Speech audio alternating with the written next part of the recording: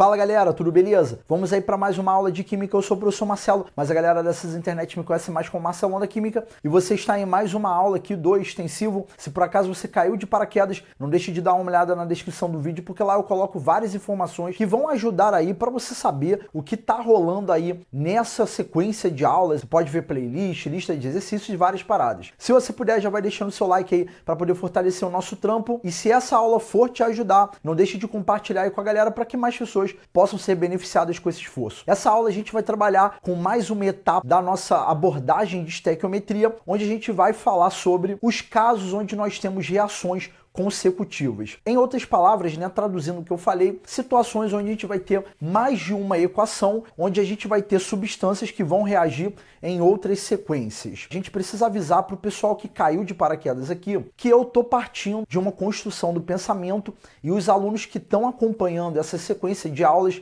já sabem aí, já tem alguns pré-requisitos. Então eu parto do princípio que o pessoal já acompanhou as aulas anteriores e eu vou aí colocando mais alguns bloquinhos aí no nosso conhecimento. Bom, pessoal, um exercício aqui que eu extraí aqui é um modelo aí de questão da FUVEST, que é, você tem duas equações e a pergunta é, calcule a massa de carvão, tá aqui na primeira equação, que vai ser consumida para formar o quê? Uma determinada massa de ferro, no caso, o que está na segunda equação.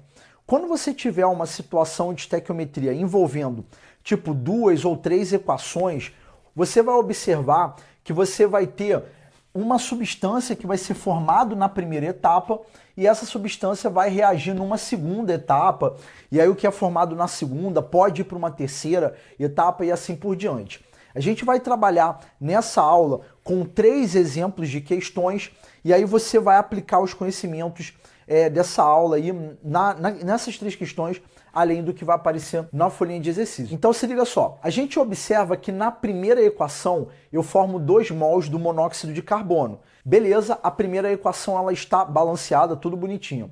Mas só que na segunda equação eu uso 3 mols desse monóxido de carbono. Observem que o que está sendo formado na primeira não bate com a mesma quantidade da segunda equação. Entenda que a gente não está interessado em ver se a primeira equação está balanceada e se a segunda também está. Por quê? Na real, as questões vestibulares, quando abordam esse assunto, ela já te dá as 2 equações balanceadas, mas a relação entre as duas não está balanceada, e por isso que eu estou mostrando para vocês. Ó, na primeira forma 2 e na segunda eu uso 3. Então você vai ter que fazer um rebalanceamento das equações no sentido de chegar a quantidades iguais. Então o que eu posso fazer para resolver esse problema? Então observem que aqui eu tenho 3 e aqui eu tenho 2, eu posso fazer uma continha bem simples, que é, eu vou pegar o maior e vou dividir pelo menor, que vai ser o quê? 3 dividido por 2, eu vou ter 1,5. Então eu vou pegar esse 1,5, né, que é o valor do nosso resultado aqui dessa divisão, e eu vou pegar o local que tem a menor quantidade e vou multiplicar todo mundo por 1,5. E aí é legal que vocês saibam que eu vou ter que multiplicar todo mundo da equação em que eu tenho a minha quantidade menor por 1,5 para eu poder fazer o meu cálculo estequiométrico corretamente. Então vamos lá.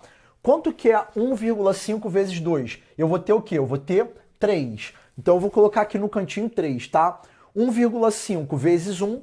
Então eu vou multiplicar os coeficientes, todo mundo por 1,5. E aqui eu vou colocar o quê? 3, né? 1,5 vezes 2 vai dar 3. Então essa ficou a proporção em mols. Então eu teria 3 mols do carbono mais 1,5 mol do O2. Aí eu teria 3 mols do CO.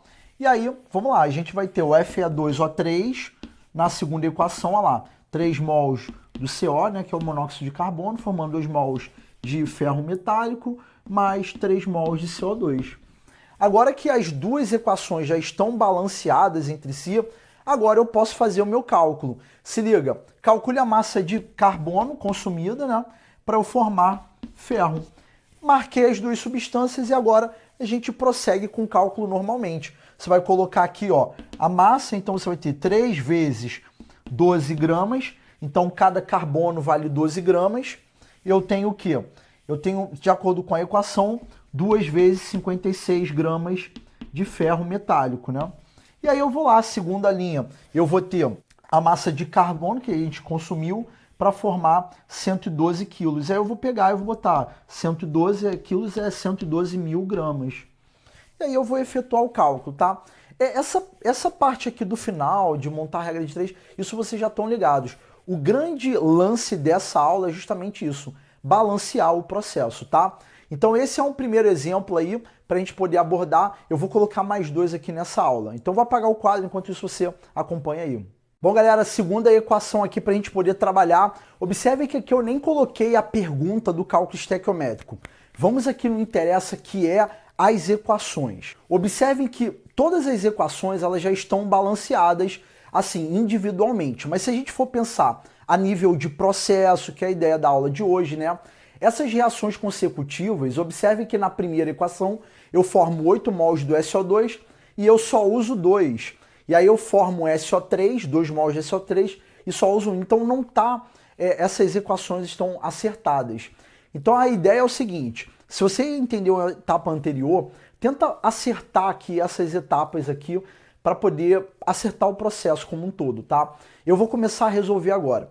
Então se liga, já na primeira equação eu vejo que eu formei 8 mols de SO2, que é o que foi utilizado na segunda equação.